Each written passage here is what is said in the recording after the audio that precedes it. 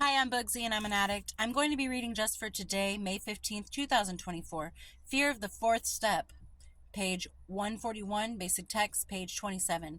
As we approach this step, most of us are afraid that there is a monster inside of us that, if released, will destroy us. Most of us are terrified to look at ourselves, to probe our insides.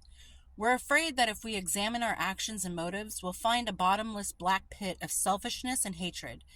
But as we take the fourth step, we'll find that those fears are unwarranted. We're human, just like everyone else. No more, no less. We all have personality traits that we're not especially proud of. On a bad day, we may think that our faults are worse than anyone else's. We'll have moments of self-doubt. We'll question our motives. We may even question our very existence. But if we could read the minds of our fellow members, we'd find the same struggles. We're no better or worse than anyone else. We can only change what we acknowledge and understand. Rather than continuing to fear what's buried inside us, we can bring it out into the open. We'll no longer be frightened, and our recovery will flourish in the full light of self-awareness. Just for today, I fear what I don't know.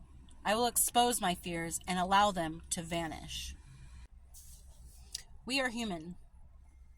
Even if people don't want to admit, addicts are human.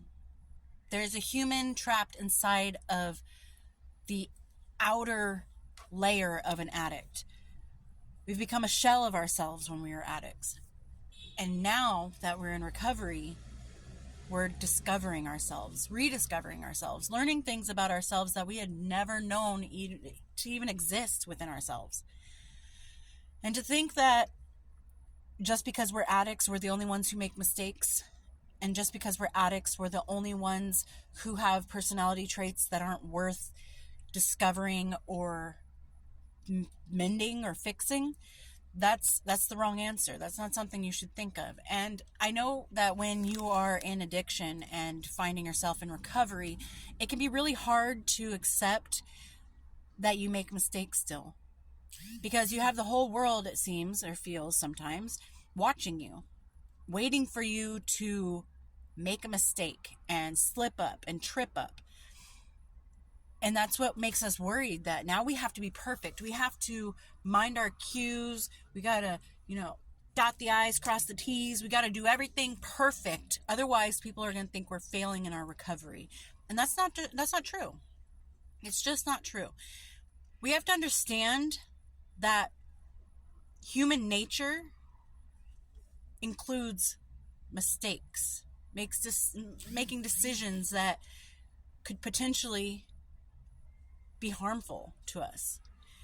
Now, hopefully in recovery, you've learned how to make better choices and how to handle and address certain mistakes so that you can fix them before they get so gapingly big like it did in addiction. But don't let people who have never been through addiction judge you to the point where you start to question your own motives for your recovery. Because you're gonna make mistakes. There are going to be days that are bad. There are going to be days that are harder for you to handle, but that's human. And we're rediscovering our human side. It was always there. It was just shrouded in addiction.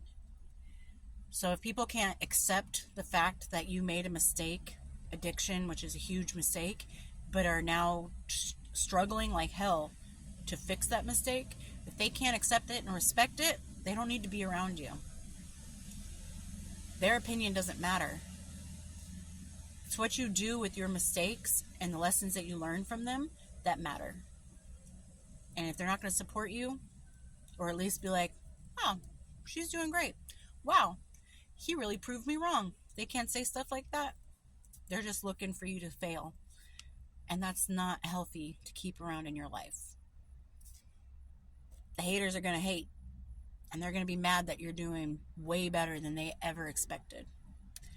And that being said, I hope everyone's doing well out there, and I'll talk to you later. Bye.